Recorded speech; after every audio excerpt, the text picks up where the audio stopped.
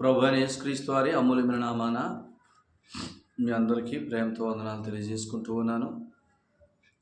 ప్రభు నామానికి మహిమ కలుగును గాక. ప్రియులారా, దేవుని పరిశుద్ధ గ్రంథంలో నుంచి హెబ్రీలకు రాసిన పత్రికలోంచి మనం సంగతులు వింటున్నాం. మనం హెబ్రీలకు రాసిన పత్రిక 3వ అధ్యాయం నుంచి 10వ అధ్యాయం వరకు ఉన్న సంగతులను మనం ఆలోచన చేస్తున్నాం. ఈ సంగతులన్నీ కూడా ఆయన మీద లక్ష్యం ఉంచి జీవించడానికి ప్రభు మనకిస్తున్న సందేశాలు. దేవుని వాక్యాన్ని చదువుకొని ప్రార్థన చేసుకుని వాక్యాన్ని విందాం. హెబ్రీలకు రాసిన పత్రిక 7వ అధ్యాయం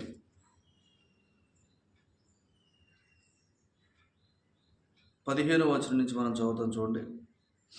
మరియు శరీరానుసారంగా నెరవేర్చబడు ఆజ్ఞల గల ధర్మశాస్త్రమును బట్టి కాక నాశనము లేని జీవమునకున్న శక్తిని బట్టి నియమింపబడి మెల్కీసెదకును పోలిన వాడైన వేరొక యాజకుడు వచ్చి ఉన్నాడు. కావున మేము చెప్పిన సంగతి మరింత విశదమై ఉన్నది. ఎలయనగా నీవు నిరంతరము మెల్కీసెదకు క్రమం చొప్పున యాజకుడివై ఉన్నావు అని ఆయన విషయమై సాక్ష్యం చెప్పబడింది. ఆ ధర్మశాస్త్రము దేనికి సంపూర్ణ సిద్ధి కలుగజేయలేదు కనుక ముందు ఇవ్వబడిన ఆజ్ఞ బలహీనమైనందునను నిష్ప్రయోజనమైనందునను అది నివారణ చేయబడి ఉన్నది. అంతకంటే శ్రేష్టమైన నిరీక్షణ దాని వెంట ప్రవేశపెట్టబడును. దీని ద్వారా దేవుని యొద్దకు మనం చేరుచున్నాము.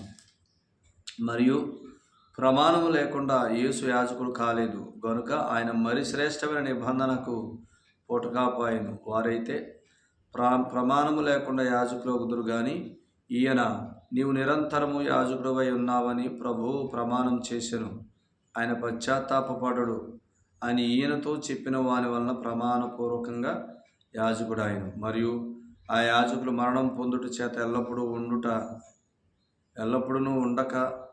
ఉండ సాధ్యము కానందున అనేకులేరు కానీ ఈయన నిరంతరము ఉన్నవాడు గనుక మార్పులేని యాజకత్వం కలిగిన వాడు ఆయన. ఈయన తన ద్వారా దేవుని యొద్దకు వచ్చి వారి పక్షమును విజ్ఞాపనం చేయుటకు నిరంతరము జీవించుచున్నాడు గనుక వారిని సంపూర్ణంగా రక్షించుటకు శక్తిమంతుడై ఉన్నాడు. పవిత్రుడును నిర్దోషియు నిష్కల్మషుడును పాపుల్లో చేరక ప్రత్యేకంగా ఉన్నవాడును ఆకాశ మండలము కంటే మిక్కిలి హెచ్చైన వాడునైనా ఇటు ప్రధాన యాజకుడు మనకు సరిపోయినవాడు. ధర్మశాస్త్రం బలహీనత గల మనుషులను యాజకులుగా నియమించును కానీ ధర్మశాస్త్రమునకు తరువాత వచ్చిన ప్రమాణపూర్వకమైన వాక్యము నిరంతరమును సంపూర్ణ సిద్ధి పొందిన కుమారుని నియమించిన కనుక ఈయన ఆ ప్రధాన యాజకుల వలె మొదట తన సొంత పాపముల కొరకు తర్వాత ప్రజల పాపముల కొరకును దినదినము బలులను అర్పించవలసిన అవసరము గలవాడు కాడు. తాను అర్పించుకున్నప్పుడు ఒక్కసారి ఈ పని చేసి ముగించెను. ప్రార్థన చేద్దాం. పరిశుద్ధ తండ్రి, మీకు వందనాలు. చదువుకున్న వాక్యం నుంచి మాతో మాట్లాడమని, మీ ఆత్మ ద్వారా వాక్శక్తిని నడిపించమని యేసు ప్రభువు వారి పేర ప్రార్థిస్తున్నాం తండ్రి. ఆమేన్. ప్రభునందు ప్రియులారా, ఈ హెబ్రీ పత్రికలో నుంచి చాలా శ్రేష్టమైన సంగతులు మనం నేర్చుకుంటున్నాం. హెబ్రీ పత్రిక 3 నుంచి 11 వరకు కూడా ఆయన మీద లక్ష్యం ఉంచి జీవించుట. ఆయన అనంటే కొలసీ పత్రిక 3వ అధ్యాయం 4వ వచనం ప్రకారం మన జీవమైన క్రీస్తు. సో ఆయన మీద లక్ష్యం ఉంచి బ్రతుకుట. ఆయన ఇక్కడ ఎవరు అనంటే మన ప్రధాన యాజకుడు. మన ప్రధాన యాజకుడు మాత్రమే కాదు, మన జీవము. అసలు మన ప్రధాన యాజకుడు ఎంత గొప్ప పని చేశాడో, ఎంత గొప్ప యాజక ధర్మం జరిగించాడో దాన్ని మనం ఎరిగితే ఖచ్చితంగా ఆయన మన జీవంగా ఎరుగుతాం. యాజకుని పని అంతే గొప్పదైతే యాజకుని పని ఎంత గొప్పగా ఎరుగుతామో అంత గొప్పగా జీవిస్తాం. ఎందుకంటే ఈయన భూమి మీద ఉన్న యాజకులు వంటి వాడు కాదు. ఈయన పరలోకం నుండి వచ్చిన యాజకుడు. భూమి మీద యాజకులు ప్రమాణం లేకుండానే నియమించబడ్డారు కానీ ఈయన ప్రమాణపూర్వకంగా వచ్చాడు. ప్రమాణపూర్వకంగా 110వ కీర్తనలో నువ్వు మెల్కీసెదకు క్రమం చొప్పున యాజకుడివై ఉంటావని ఆయన ప్రమాణం చేశాడు. ఆ ప్రమాణాన్ని బట్టి ఈయన యాజకుడు అయ్యాడు. అంటే దేవుడు ప్రభు అయిన యేసుక్రీస్తు వారిని ప్రమాణపూర్వకంగా పంపించాడు. ఎందుకు అనంటే ఇక్కడ ఒక సంగతి చెప్పాడు. ఇక్కడ ధర్మశాస్త్రం అని మనం చదువుకున్న హెబ్రీ పత్రిక 7లో 15 నుంచి శరీరానుసారంగా నెరవేర్చబడు ఆజ్ఞలు గల ధర్మశాస్త్రం బట్టి అన్నాడు. ఇలా మీరు జాగ్రత్తగా అనండి. 10 ఆజ్ఞలు 2 రాతిపాలకల మీద రాయబడ్డాయి. ఆ 10 ఆజ్ఞలు కలిగిన 2 రాతిపాలకలు లేదా 10 ఆజ్ఞల్ని ధర్మశాస్త్రం అంటాం. ఈ 10 ఆజ్ఞల్ని శరీరంతో నెరవేర్చు ధర్మశాస్త్రం అని అంటాం. ధర్మశాస్త్రం అని మోషే గ్రంథాలకు కూడా పేరే. మోషే రాసిన ధర్మశాస్త్ర గ్రంథాలు ఆదికాండం నుంచి ద్వితీయోపదేశకాండం వరకు వాటిని కూడా ధర్మశాస్త్రం అంటాం. అంటే ఇప్పుడు ధర్మశాస్త్రమేమో లూకాసు వార్త 24:27లో మోషేయు సమస్త ప్రవక్తలు మొదలుకొని లేఖనములన్నిటిలో అని అన్నాడు. అలాగనే లూకాసు వార్త 24:24లో ఏమన్నాడు అని అంటే ధర్మశాస్త్రములోను మోషే ధర్మశాస్త్రంలోను ప్రవక్తల గ్రంథాల్లోను కీర్తనల్లోను అని అన్నాడంటే ఇవన్నీ లేఖనాలు అని అన్నాడు. లేఖనాలు అంటే ఏంటంటే నన్ను గూర్చి సాక్ష్యం ఇస్తున్నాయని అన్నాడు. లోక 24:27లో ఆదికాండం నుంచి మలాకి గ్రంథం వరకు ఆయన గూర్చిన సాక్ష్యం, అవి లేఖనాలు. మరి 10 ఆజ్ఞలు కూడా ధర్మశాస్త్రం అన్నాడు. 10 ఆజ్ఞలు కూడా ధర్మశాస్త్రం అన్నాడు. ఇవేంటంటే 10 ఆజ్ఞలు 2 రాతిపాలకల మీద రాయబడ్డాయి. ఇవి ఆయన గూర్చిన సంగతులు కాదు, ఇవి మనం చేయాల్సిన సంగతులు. అందుకని విధి రూపకమైన ఆజ్ఞల గల ధర్మశాస్త్రము అని అన్నాడు ఎఫెసీ పత్రిక 2:14లో. విధి రూపకమైన ఆజ్ఞల గల ధర్మశాస్త్రం అండి. విధులంటే మనం చేయాల్సినవి. అందుకని దీన్ని ఏమన్నాడు హెబ్రీ పత్రిక 2:7-15లో మరియు శరీరానుసారంగా నెరవేర్చబడు ఆజ్ఞల గల ధర్మశాస్త్రం బట్టి, శరీరంతో నెరవేర్చేవి ఇవి ఆజ్ఞలు. అందుకని వీటిని ఏమన్నాడు విధి రూపకమైన ఆజ్ఞలు అని అన్నాడు. అయితే మీరు ఇలా పట్టుకోండి, ఈ 10 ఆజ్ఞలు ఎక్కడ వచ్చాయి? సీనాయి కొండ మీద వచ్చాయి. ఎందుకు వచ్చాయి ఏంటి అని తర్వాత మనం మొన్న విన్నాం. ఆ సంగతులు మీకు అర్థమయ్యాయి అనుకుంటున్నాను. లేదంటే తర్వాత మీరు ఎవరైనా అడిగినా వాటి గురించి మనం డిస్కస్ చేసే ఇబ్బంది ఏమి లేదు. కానీ ప్రస్తుతానికి ఈ 10 ఆజ్ఞలు సీనాయి కొండ మీద వచ్చాయి. కానీ ఈ 10 ఆజ్ఞలు వచ్చిన తర్వాత ధర్మశాస్త్రమును బట్టి నియమించబడిన యాజకులు అని అన్నాడంటే ఈ 10 ఆజ్ఞల విషయంలో ఫెయిల్ అవుతున్నారు కాబట్టి ప్రజలు వారి పక్షంగా ప్రాయశ్చిత్తం చేయడానికి ఈ భూమి మీద యాజకులు నియమించబడ్డారు. వీరు ఎక్కడ పనిచేస్తున్నారంటే హెబ్రీ పత్రిక 8:5 మాదిరి గుడారంలో పరలోక సంబంధమైన ఆ గుడారానికి ఒక మాదిరి గుడారం ఏర్పాటు చేశారు. అందులో పరిచర్య చేస్తున్నారు. సో ఈ యాజకులు ప్రమాణం లేకుండా ధర్మశాస్త్రం చొప్పున నియమించబడ్డారు. ధర్మశాస్త్ర పద్ధతి చొప్పున బలులు అర్పించడానికి ప్రజల కొరకు. కానీ వారు మాదిరి గుడారం దగ్గర చేస్తున్నారు. వీరు ప్రమాణపూర్వకంగా వచ్చిన వారు కాదు, మనుషుల్లో నుంచి వచ్చిన వారు అని అన్నాడు. మాత్రమే కాదు, ఈ యాజకులు మరణమవుతున్నారు అని అన్నాడు. అయితే ఈయనైతే ప్రమాణపూర్వకంగా వచ్చాడు. ఏంటి ఆ ప్రమాణం అంటే నిరంతరము మెల్కీసెదెకు క్రమం చొప్పున నువ్వు యాజకుడుగా ఉంటావని ప్రమాణంతో వచ్చాడు. ఆయన నిరంతర యాజకుడు, నిరంతరం ఉండే స్థలాల్లోంచి వచ్చాడు. యేసుప్రభువు వారు ఎక్కడి నుంచి వచ్చాడంటే ఆయన సర్వోన్నతమైన స్థలముల నుంచి వచ్చాడు. లోక 2:14 సర్వోన్నతమైన స్థలములలో దేవునికి మహిమ అనండి. మన ప్రధాన యాజకుడు సర్వోన్నతమైన స్థలముల్లో నుంచి వచ్చిన ప్రధాన యాజకుడు. సర్వోన్నతమైన స్థలములు అంటే జీవము నివసిస్తున్న స్థలము, అంటే జీవించేవాడే యాజకుడిగా వచ్చాడు. ఆయన శరీరధారి అయి వచ్చాడు. ఆయన యాజకుడు మాత్రమే కదా, ఆయన గొర్రెపిల్ల. సో ఇప్పుడు యేసుప్రభువు వారు వచ్చింది ఎందుకు అని అంటే చెప్పాడు. చూడండి 18-19 హెబ్రీ పత్రిక 7:18-19 ఆ ధర్మశాస్త్రము దేనికి సంపూర్ణ సిద్ధి కలుగజేయలేదు కనుక ముందియబడిన ఆజ్ఞ బలహీనమైనందునను నిష్ప్రయోజనమైనందునను అది నివారణ చేయబడి ఉన్నది.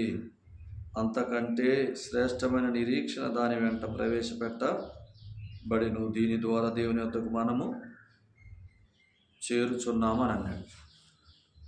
ఆ ఆజ్ఞ బలహీనమైనది, నిష్ప్రయోజనమైనది అని అన్నాడు. ముందు ఇవ్వబడిన ఆజ్ఞ అని అన్నాడు. ఎందుకు బలహీనమైందనంటే ఆ ధర్మశాస్త్రం అంటే ఆ పదాజ్ఞలు దేనికి సంపూర్ణ సిద్ధి కలుగు చేయలేకపోతుంది. ఇప్పుడు ఇలా అనుకుందాం, పదాజ్ఞలు ముందా ప్రభువైన యేసుక్రీస్తు వారి ముందు అంటే ప్రభువైన యేసుక్రీస్తు వారే ముందు. నియామకంలో ఆయనే ముందు. ఆయన జగత్తు పునాది వేయబడక ముందు నియమించబడ్డాడు. ఆ నియామకాన్ని తెలియజేయటానికి లేఖనాలన్నీ రాయించాడు. లేఖనాలు ఎప్పుడు రాయించాడు? ఆయన భక్తులను తన ఆత్మ ద్వారా ప్రేరేపించి తర్వాత రాయించాడు. కానీ లేఖనాలు ఎవరి గురించి సాక్ష్యం ఇస్తున్నాయో ఆ కుమారుడు ప్రభువైన యేసుక్రీస్తు వారు ఆయన జగత్తు పునాది వేయబడక మునిపే ఉన్నాడని మనం ఎరుగుదు. పేతురు రాసిన మొదటి పత్రిక 1:20 మనం చదువుతున్నాం. మాత్రమే కాదు, ఆయన సృష్టి ఆరంభంలోనే ఉన్నాడు. యోహాను సువార్త 1:1 ఉన్నాడు. ఆయన సృష్టిని నిర్మించినవాడు. సో కాబట్టి లేఖనాలు ఆయన గురించి సాక్ష్యం ఇవ్వాలి అని అంటే లేఖనాల కంటే ముందు ఆయన ఉన్నాడు. అనగా జగత్తు పునాది వేయబడక మునిపి ఆయన ఉన్నాడు. ఆయన దేవుడై సృష్టికర్త అయి ఉన్నాడు. సో ఇప్పుడు ఆయన ఎందుకు శరీరధారిగా వచ్చాడు అని అంటే ధర్మశాస్త్రము దేనిని చేయజాలకపోయినో దానిని దేవుడు చేసెను అనే మాట రోమపత్రికలో మనం చదువుతున్నాం. ఎక్కడ అని అంటే ఆ మాటను కూడా నేను చదువుతాను చూడండి. రోమపత్రిక 8వ అధ్యాయం 2వ వచనంలో ఆఖరి లైను, ధర్మశాస్త్రము దేనిని చేయజాలకపోయినో దానిని దేవుడు చేసెను అని వెంటనే ఏమన్నాడు? శరీరమును అనుసరింపక ఆత్మను అనుసరించి నడుచుకుని మనయందు అని అన్నాడు. చూసారు, ధర్మశాస్త్రము దేంతో అనుసరించాలా? శరీరంతో అనుసరించాలా. కానీ శరీరంతో అనుసరించినంత మాత్రాన ఆ వ్యక్తి నీతిమంతుడు అవుతున్నాడా? అవ్వట్లేదు. ఎందుకు? ధర్మశాస్త్రం మూలముగా లేదా పదాజ్ఞల మూలముగా నీతిమంతులం అవ్వటం అనేది దైవ సంకల్పం కాదు. కాబట్టి ఎందుకు పదాజ్ఞల మూలంగా మనుషుడు నీతిమంతుడు అవ్వలేడు అని అంటే మీకు ఒక సంగతి చెప్తాను. ధర్మశాస్త్రం లేదా పదాజ్ఞలు నెరవేర్చవలసింది ఎలాగునా? శరీరంతో. మానవుడు ఎవరు? పాపి. ఎందుకు? ఆదామును బట్టి ఒక మనుషుని అవిధేయత వలన రోమా 5:19 ప్రకారం అందరూ పాపులమే. ఆదామును బట్టి మనందరం పాపులమే. దీన్ని ఏమన్నాడంటే రోమపత్రిక 7వ అధ్యాయంలో, నాయందు అనగా నా శరీరమందు ఒక నియమం ఉన్నది, అది పాప నియమము, అంటే నివసించుచున్న పాపము అని అన్నాడు. ఆదామును బట్టి ప్రతి మనుషుల్లో నివసించుచున్న పాపం ఉన్నది. నివసించుచున్న పాపం ఉన్నవాడు ఆ శరీరంతో పదాజ్ఞలు నెరవేర్చలేడు. రోమపత్రిక 7వ అధ్యాయం అంతా చదవాలి మీరు. నేను అక్కడక్కడ వచనాలు చెప్తున్నాను, అందులోవి మీరంతా చదవాలి. ఎందుకు చేయలేడనంటే పౌలు చెప్పాడు. సౌలైన పౌలే చెప్పాడు. ఏమని చెప్పాడు? ఒకప్పుడు అంటే నేను నమ్ముకోకముందు ధర్మశాస్త్రాన్ని పదాజ్ఞలు తెచ్చుకున్నాను, పదాజ్ఞలు చేసి నేను నీతిమంతుడిగా అవ్వాలనుకున్నాను. కానీ పదాజ్ఞలు ఏముంది? నరహత్య చేయవద్దని ఉంది. కానీ నేనేం చేశాను? నరహత్య చేశాను, అనేక మందిని చంపాను. అలాంటిది నేను ఎందుకు ఇలా ఉంటున్నానని ఆలోచించాడంట పౌలు. రోమపత్రిక 7వ అధ్యాయం 18 నుంచి చదవండి మీరు. నాయందు అనగా నా శరీరమందు మంచిదేది నివసింపదని నేను ఎరుగుదును అని అన్నాడు. శరీరంలో పాపం నివసిస్తుంది, కానీ పౌలేమో పదాజ్ఞలను చేసి నీతిమంతుడు అవ్వాలనుకుంటున్నాడు. మనం ఏమైనా చేసి నీతిమంతులు అవ్వాలి అనేది దైవ సంకల్పం కాదు. అసలు అది దైవ సంకల్పం అయితే జగత్తు పునాది వేయబడక మునిపి యేసుప్రభుని ఆయన నియమించటం వేస్టేగా.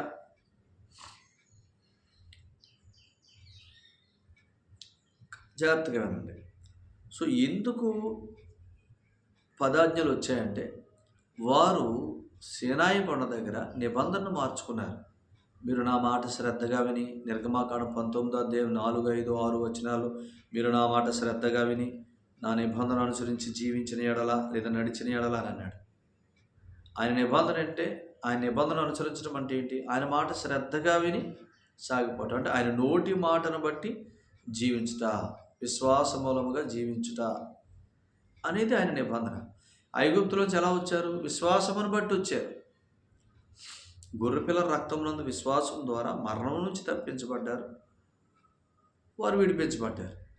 విశ్వాసం ద్వారా విడిపించబడిన వారు విశ్వాస మూలంగానే జీవించాలి. అందుకని ఆయన ఏం చెప్పాడు? మీరు నా మాట శ్రద్ధగా విని నా నిబంధన అనుసరించండి. ఆయన నిబంధన ఏంటి? ఎలాగు నీతో అలాగే జీవితం. విశ్వాస మూలంగా విడిపించబడ్డారు, విశ్వాస మూలంగా జీవించాలి.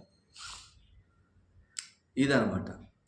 అయితే వారు సీనాయి కొండ దగ్గర ఏం చేశారంటే, నా మాట శ్రద్ధగా విని నా నిబంధన అనుసరించండి అని ఆయన చెప్తే, సీనాయి కొండ దగ్గర వీళ్ళు ఏమన్నారంటే, అలా కాదు, మేము చేస్తాం అని అన్నారు. మేము చేస్తాం, నువ్వు చెప్పిందల్లా మేము చేస్తామన్నారు. దేవుడు తెలుసు కదా వీరు చేయలేరని. ఎందుకు? ఆదామును బట్టి మనందరిలో పాపం నివసిస్తుంది. పాపం నివసిస్తున్న శరీరంతో దేవుని పదాజ్ఞలు ఏ మానవుడు నెరవేర్చలేడు. ఎందుకు?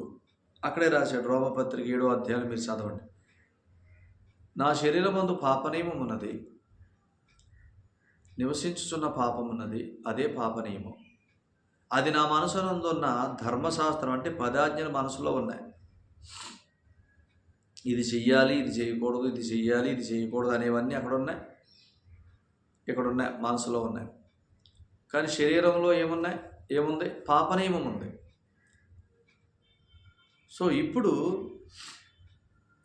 పదాజ్ఞని, మనసులో ఉన్న పదాజ్ఞలు నెరవేర్చవలసింది ఎవరు? శరీర అవయవాలు కావాలి. కానీ ఈ అవయవాలన్నీ ఎవరి చెరలో ఉన్నాయంట? పాపనియమం యొక్క చెరలో ఉన్నాయి. అంటే ఇప్పుడు ఆలోచించేయండి, మనసులో ఉన్న ధర్మశాస్త్రం ఎప్పుడైతే చేయాలనుకుంటున్నాడో ఆ ఆలోచనకి రివర్స్లో శరీరంలో ఉన్న పాపనియమం అవయవాల్ని నడిపిస్తుంది. అందుకని ఏమన్నాడు? నేను చెయ్యగోరు మేలు చేయక చెయ్యగోరని కీడు చేస్తున్నాను అన్నాడు. రోమపత్రిక 7వ అధ్యాయం 18 నుంచి కిందకి. చెయ్యగోరు మేలు చేయక చెయ్యగోరని కీడు చేస్తున్నాను. ఇది ఎలా జరుగుతుంది? పదాజ్ఞలే చేయాలనుకుంటున్నానే, లేదంటే ఆ మేలే చేయాలనుకుంటున్నానే, ఆ మంచే చేయాలనుకుంటున్నానే, నేను ఎందుకు కీడు చేస్తున్నాను అని పౌలు ఆలోచిస్తే పౌలుకు అర్థమైంది, నా శరీరమందు అనగా నా యందు ఒక నియమం ఉన్నది, అది నివసించుచున్న పాపము. ఆదామును బట్టి మనందరం పాపము, అందరిలో నివసించుచున్న పాపం ఉన్నది. అది చెయ్యగోరు మేలు చేయక చేయగోరని కీడు చేయటానికి నా శరీరాన్ని లోపరుచుకుంది అని అన్నాడు. రోమా 7, 20, 21, 22 వచనాలు మీరు చేత లోపరుచుకుంది నన్ను. శరీర అవయవాలన్నీ పాపనియమం యొక్క చెరలో ఉన్నాయి. ఆ పాపనియమం ఎక్కడ ఉంది? శరీరంలో ఉంది. శరీరంలో ఉన్న పాపనియమం యొక్క చెరలో అవయవాలన్నీ ఉన్నాయి. ప్రతి అవయవం దాని చెరలో ఉన్నప్పుడు చూడకూడదు అనుకుని ఇదేనైతే అనుకున్నాం అదే చూస్తున్నాం, చేయకూడదంటే ఏదైతే అనుకున్నాం అదే చేస్తున్నాం. ఎందుకు? చూడకూడదు, చేయకూడదు అనేవేమి ఇక్కడ ఉన్నాయి మనసులో, కానీ వాటిని నెరవేర్చవలసిన అవయవాలన్నీ మాత్రం పాపనియమం యొక్క చెరలో ఉన్నాయి. కాబట్టి నేను చేయకూడదని మొదలుపెట్టినప్పుడు ఆ చేయకూడదనే దానికి నా అవయవాలు అవసరం. కాబట్టి ఆ అవయవాలేమో నా ఆధీనంలో లేవు, పాపనియమం యొక్క ఆధీనంలో ఉన్నాయి. కాబట్టి ఇప్పుడు నేను చెయ్యగోరు మేలు చేయక చేయగోరని కీడు చేస్తున్నాను. ఇప్పుడు పౌలు ఎలాగన్నాడు రోమా 7:23, నేనెంత దౌర్భాగ్యుణ్ణి అని అన్నాడు. చూసారు? చెయ్యగోరు మేలు చేయక చేయగోరని కీడు చేస్తే నేనెంత దౌర్భాగ్యుణ్ణి. ఇటు మరణమునకు లోనగు శరీరం నుంచి నన్ను ఎవడు విడిపించును అని అరిచాడు. ఇప్పుడు అందుకనే ఒక ప్రాముఖ్యమైన సంగతి ఏంటంటే, ఇప్పుడు అన్నాడు ధర్మశాస్త్రము దీనిని చేయజాలకపోయినా అన్నాడు. చేయజాలకపోయినంటే ఇక్కడేం రాశాడు? హెబ్రీ పత్రిక రోమా 8:2లోనేమో ధర్మశాస్త్రం దీనిని చేయజాలకపోయినా దాన్ని దేవుడు చేశాడు, అలాగా ప్రభువైన యేసుక్రీస్తు ద్వారా దేవుడు జరిగించాడు అని చెప్పాడు. ఇక్కడేం రాశాడు? హెబ్రీ 7:18లో ఆ ధర్మశాస్త్రము దేనికిని సంపూర్ణ సిద్ధి కలుగు చేయలేదు కనుక ముందు ఇయ్యబడిన ఆజ్ఞ బలహీనమైనందునను నిష్ప్రయోజనమైనందునను అది నివారణ చేయబడినది. అంటే ఇప్పుడు చెప్పండి, ఈ పదాజ్ఞలు నివారణ చేయబడేవి. ఇవి అందుకని వీటిని ఏమన్నాడు? పాత నిబంధన అన్నాడు పదాజ్ఞల్ని. పాత నిబంధన అంటే ఏంటో తెలుసా? ఆదికాండం నుంచి మలాకీ గ్రంథం వరకు ఉన్న గ్రంథాలని పాత నిబంధన అనకూడదు. అవి లేఖనాలు. పాత నిబంధన అంటే ఏంటంటే క్రియల మూలంగా దేవుని ఎదుట నీతిమంతుడిగా చేయబడాలని మానవుడు చేసే ప్రయత్నం పేరే పాత నిబంధన. పదాజ్ఞల మూలంగా దేవుని ఎదుట నీతిమంతుడిగా నిలవబడాలని చేసే ప్రయత్నమే పాత నిబంధన. అది ఎందుకు పాత నిబంధన అన్నాడు? అది జరిగేది కాదు, అది పాతగిలిపోయేది, అది అయ్యేది కాదు. ఏ మనుషుడు నా ఎదుట నీతిమంతులుగా తీర్చబడడు. ధర్మశాస్త్ర సంబంధమైన క్రియల మూలంగా ఏ మనుషుడు నా ఎదుట నీతిమంతులుగా తీర్చబడడు అంటే అది జరిగేది కదా, అది అయ్యే పని కదా. అందుకు ఏమన్నాడు? ఏది పాతగిలి ఉడిగిపోవునో అని అన్నాడు. మీరు చదివితే ఇదే హెబ్రీ పత్రికలో పాత నిబంధన అంటే పాతగిలి ఉడిగిపోయేదన్నమాట.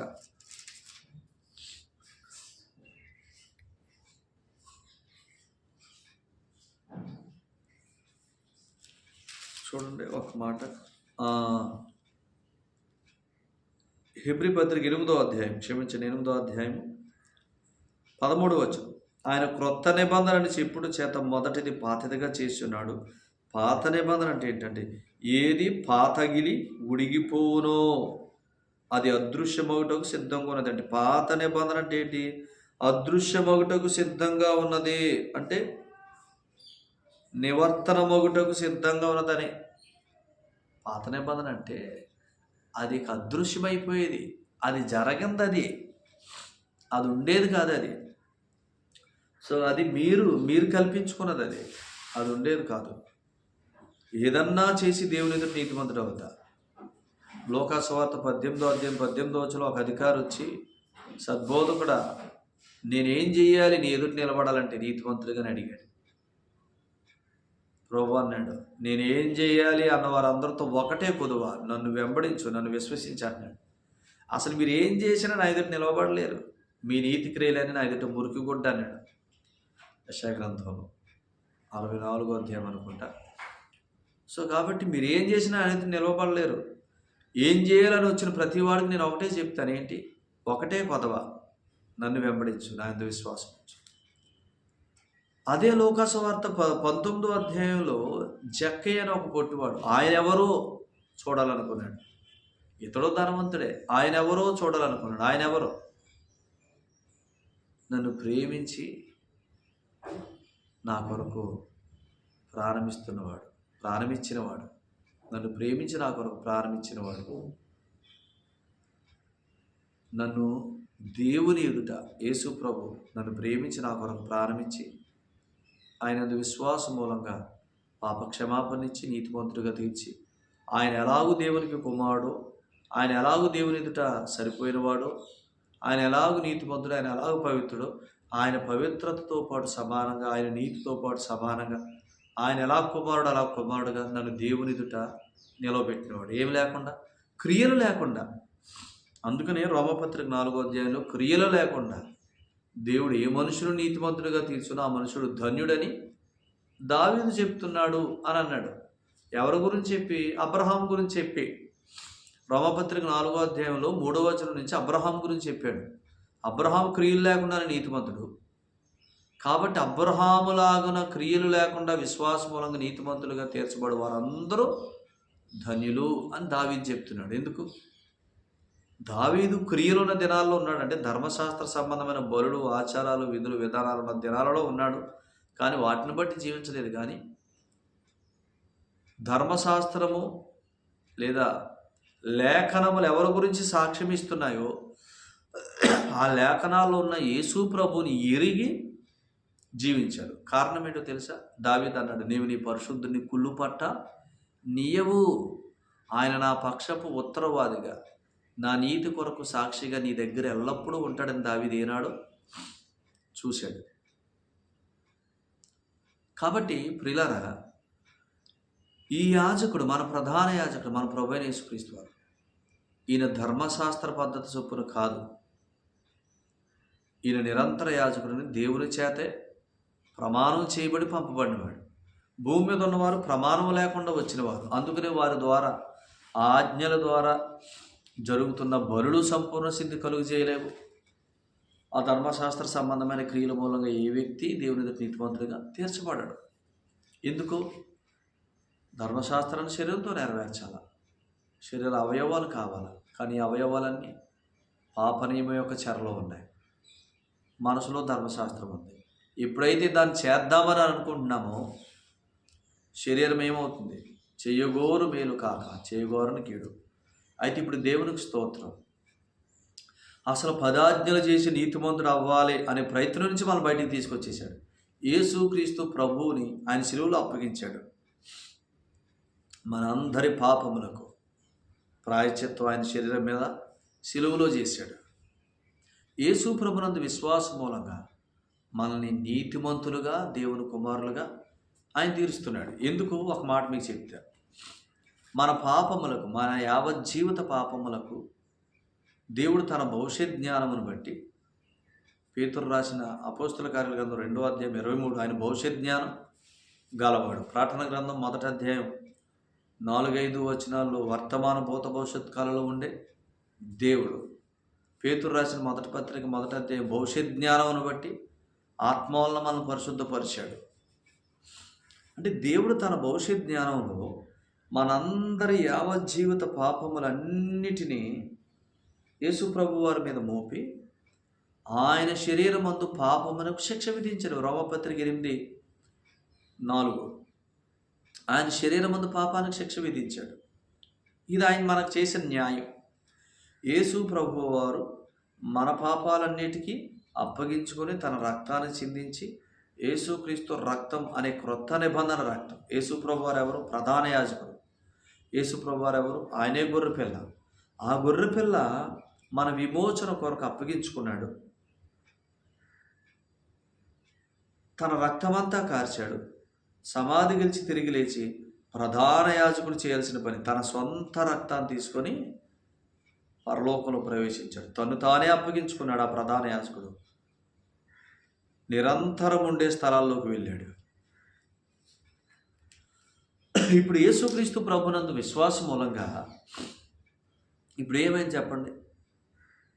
యేసు ప్రభునందు విశ్వాసం మూలంగా రోమ 5:1 నీతిమంతులుగా తీర్చబడుతున్నాం. యేసు ప్రభునందు విశ్వాసం మూలంగా గలతీ 3:26 దేవుని కుమారులుగా చేయబడుతున్నాం. యేసుక్రీస్తు ప్రభునందు విశ్వాసం మూలంగా దేవుని ఆత్మచేత ముద్రించబడుతున్నాం. గలతీ 4:6 యేసుక్రీస్తు ప్రభునందు విశ్వాసం మూలంగా యేసు ప్రభుతోటి వారసులమయ్యాం. రోమ 8:17 యేసు ప్రభునందు విశ్వాసం మూలంగా వారసులమైన మనందరం క్రీస్తుతో పాటు వారసులం కాబట్టి క్రీస్తుతో పాటు మన పరలోకంలో కూర్చోబెట్టాడు వారసత్వం కొరకు, వారసత్వం అనుభవించడం కొరకు. ఎఫెసీయులు 2:7 ఇప్పుడు చెప్పండి, యేసు ప్రభునందు విశ్వాసం మూలంగా దేవుడు మనల్ని నీతిమంతులుగా తీర్చడానికి కారణం ఏంటి అని అంటే, మన నీతి కొరకు యేసు ప్రభు శరీరం మీద న్యాయం చేశాడు. యేసు ప్రభుని నమ్మటం ద్వారా నీతిని ధర్మంగా ఇస్తున్నాడు. అందుకని నీతిని దానం అన్నాడు. మనం నీతిమంతులుగా తీర్చబడటానికి మనం ఏం చేసినా తీర్చబడలేము. ఎందుకు? శరీర సంబంధమైన క్రియల మూలంగా ఏ మనుషుడు దేవుని నీతిమంతులుగా కనబడ్డ ఎందుకు? ఈ శరీరంలో పాప నియమము నివసించుచున్నది. చేయగోరు మేలు చేయక చేయగోరని కీడు చేస్తాం. అయితే దేవుడు మన నీతి కొరకు న్యాయం ఎక్కడ జరిగించాడు? యేసుప్రభు శరీరం మీద న్యాయం జరిగించాడు. ఆయన యేసుప్రభునందు విశ్వాసం ఉంచిన వారందరినీ నీతిమంతులుగా తీరుస్తున్నాడు. ఇది ధర్మం. యేసుప్రభునందు విశ్వాసం ద్వారా ఆయన నీతిని దానంగా ఇస్తున్నాడు. రోమపత్రిక 5వ అధ్యాయంలో మనం చూస్తే నీతిని దానంగా ఇస్తున్నాడు. కనుక ప్రియులారా, ఈ సంగతులు ఎరుగుతున్న మీరు గుర్తించండి. యేసుప్రభు ప్రమాణపూర్వకంగా వచ్చిన యాజకుడు, ఆయన గుర్తించండి, ఎరగండి, సత్యాన్ని గమనించండి. దేవుడు మిమ్మల్ని మీ కుటుంబాలు దీవించను కాక, ఈ సంగతులు గ్రహింపులోకి తెచ్చును కాక. పరిశుద్ధుడైన తండ్రి మీకు వందనాలు, ప్రేమించిన దేవుడికి స్తోత్రాలు. ఈ సంగతులను దీవించి మా ప్రియులందరికీ గ్రహింపులోకి తెచ్చుమని, జ్ఞానం ప్రత్యక్షత గల